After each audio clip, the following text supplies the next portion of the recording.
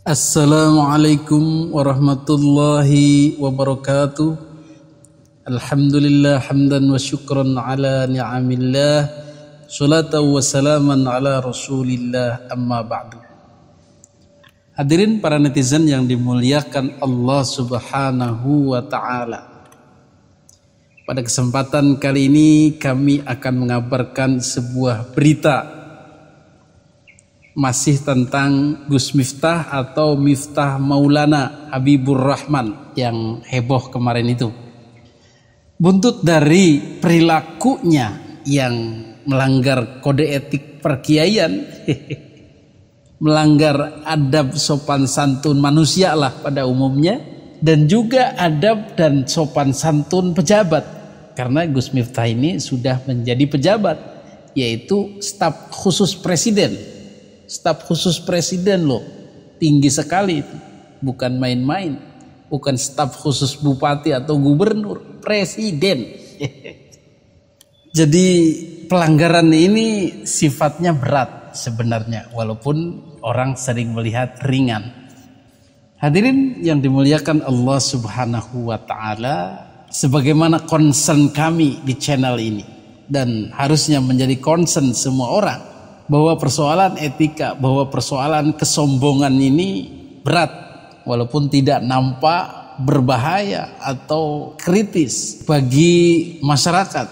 Kelihatannya biasa-biasa saja, tetapi berat. Maka rungkatnya kaum Ba'alwi pun karena kesombongan lebih banyaknya itu, jadi terbongkarlah nasabnya. Rungkatnya iblis pun karena kesombongan.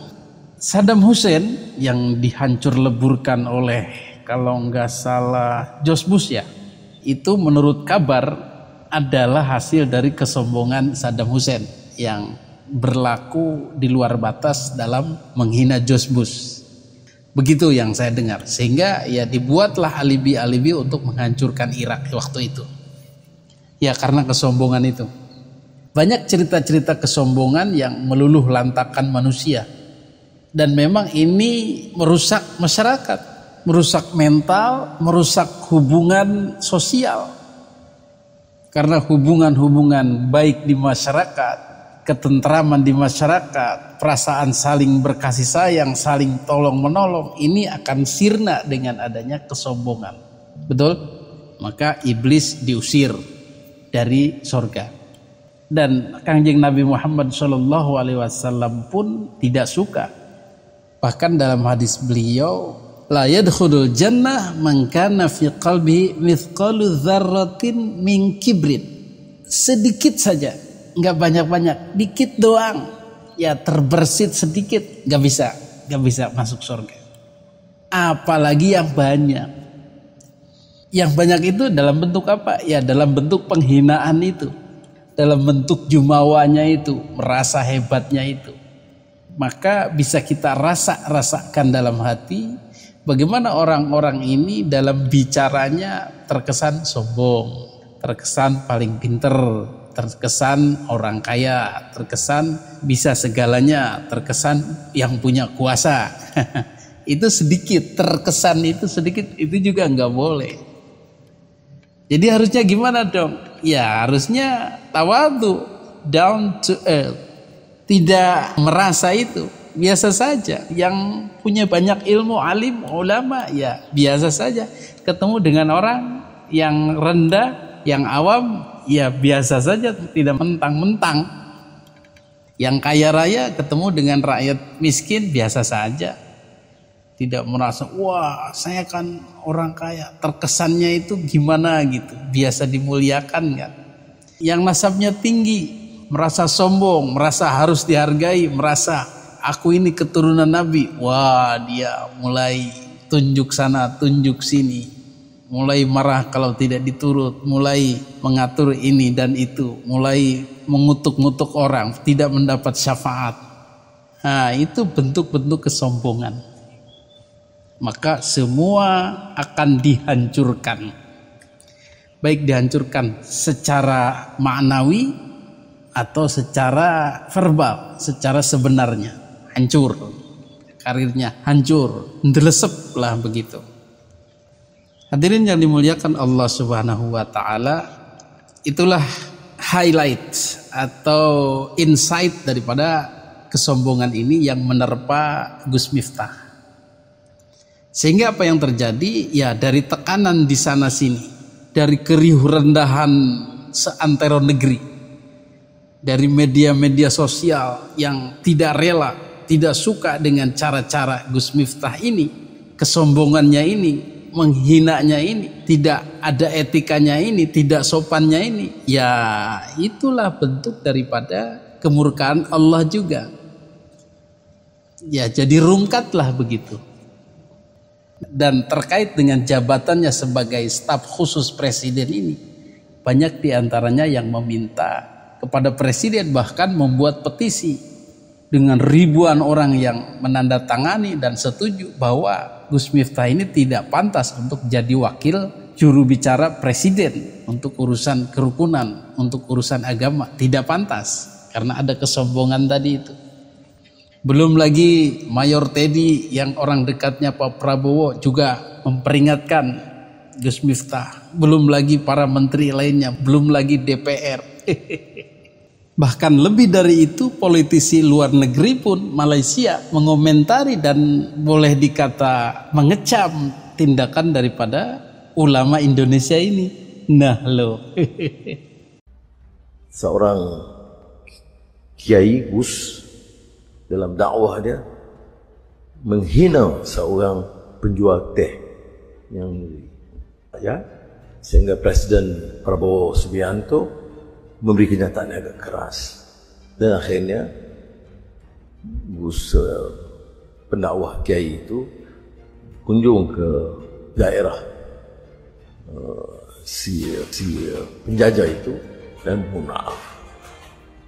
Tapi di situ contoh ya pengalaman bahwa pengangkuhan sombong itu kadang-kadang bukan saja di kalangan orang yang tidak tahu agama, orang tak spesifik, orang yang paham agama, yang bicara tentang Islam, dan akidah, dan solat, dan sunat.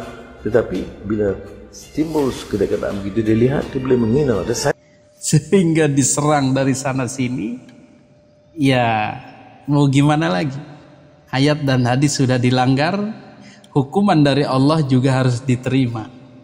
Dan sebelum dipecat atau diberhentikan Bapak Prabowo sebagai Presiden RI, maka Gus Miftah akhirnya mengundurkan diri dari staf presiden. Hari ini dengan segala kerendahan hati dan ketulusan dan dengan penuh kesadaran, saya ingin sampaikan sebuah keputusan yang telah saya renungkan dengan sangat mendalam. Setelah berdoa, bermuhasabah, dan istikharah, saya memutuskan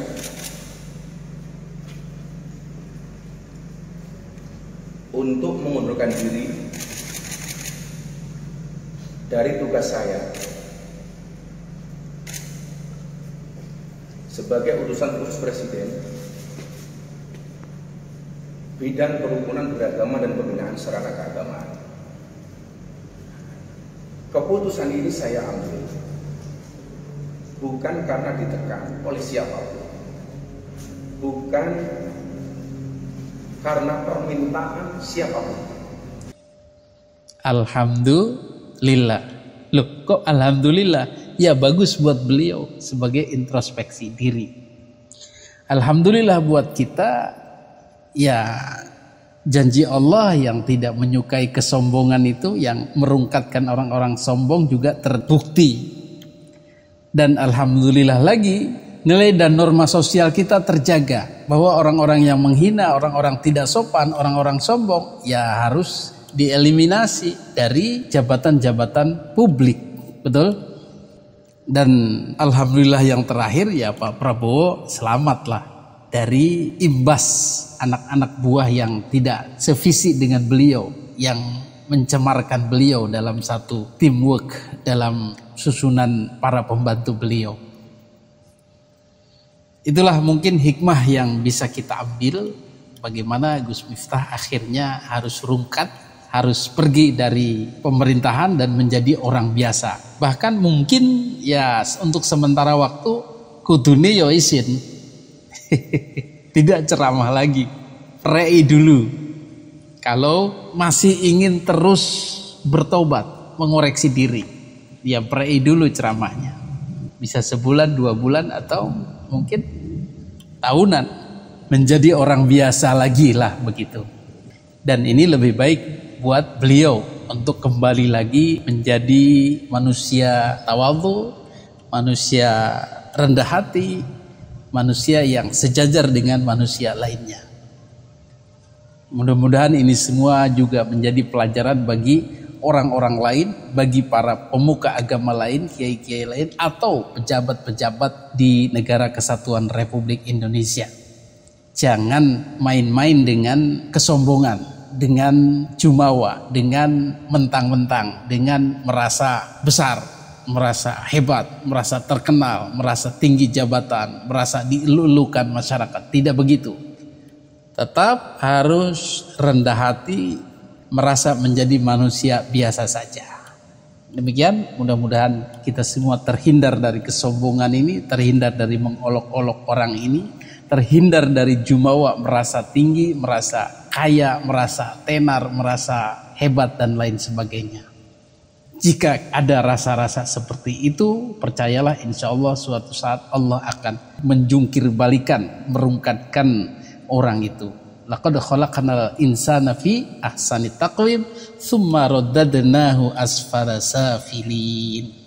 Jadi dirungkatkan, dijungkir balikan ke dasar yang terendah akibat daripada sifat-sifatnya yang tercela. Demikian, mudah-mudahan bermanfaat. Hadanallahu wa iyyakum ajmain. Wassalamualaikum warahmatullahi wabarakatuh.